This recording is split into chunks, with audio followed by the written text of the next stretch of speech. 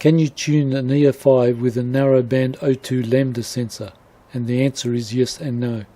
If you go to forums and ask this question, you'll usually always get a no. But this is usually from young people who don't know what we were doing 40 years ago.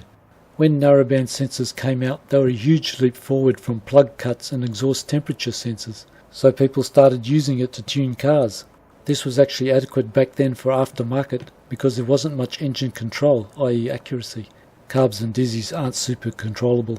These days things have changed, but I'll tell you the story so you can decide. The first thing they throw at you on a forum is this graph.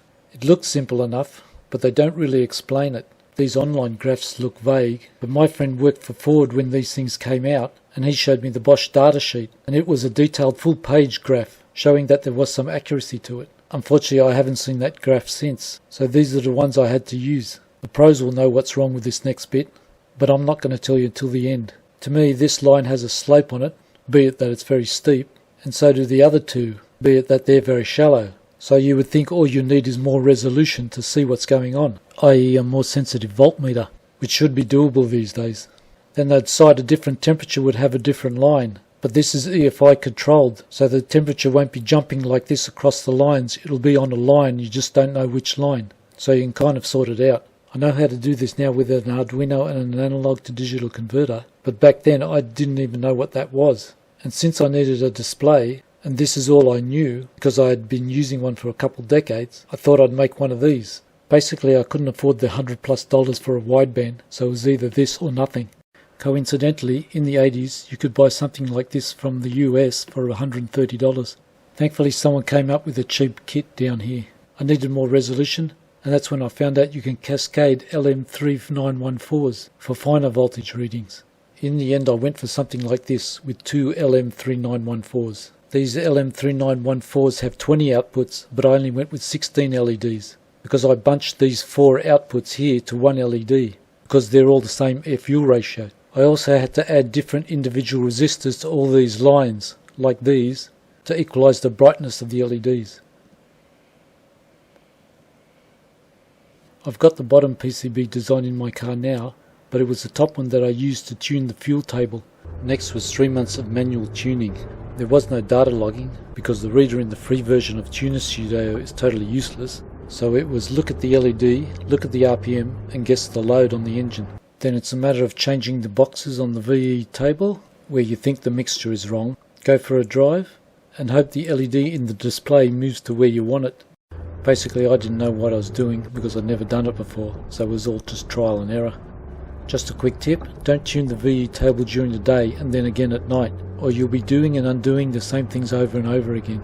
Tune the VE table at one temperature, like during the day, then use the enrichment or compensation sections in the program to move the VE table as one complete unit to compensate for different temperatures like the night. Basically you want to keep the table's shape, you just want to move it up and down depending on the temperature.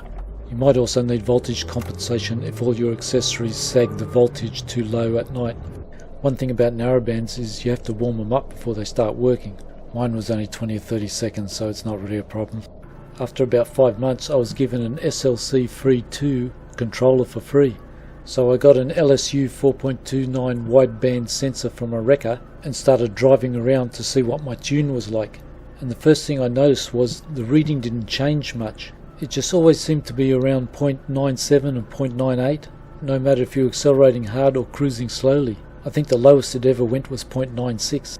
And that's when it hit me. Even though these LEDs are moving a massive amount, like changing the value in the VE table by 1 point would move it 3 LEDs to the side, most of these LEDs are just indicating the same air-fuel ratio. If you look at this graph and the slope of this line, it barely changes 0.3 of an AF ratio between 150 millivolts and 800 millivolts. So effectively everything on this line is just stoichiometric. So all that LED movement is just telling you it's on 14.7 or thereabouts. The problem is we want our AFs to drop a lot, like under heavy load a point or two. And if you look at the slope of the line, that's nearly all the same voltage. So it's going to be hard to read. So you're going to have the same problem as with your vertical line. So now we come back to our original question. Can you tune an EFI with a narrowband sensor? And the answer is yes, if you want every point on your VE table to be stoichiometric, i.e. not rich nor lean. But it's also no, and that's because you can't make an area of your table rich or lean. The decision is now up to you, but if someone explained it to me this way, I probably would have bit the bullet and gone for wideband in the first place. So it comes down to get wideband if you can afford it, but if you can't, narrowband is better than nothing.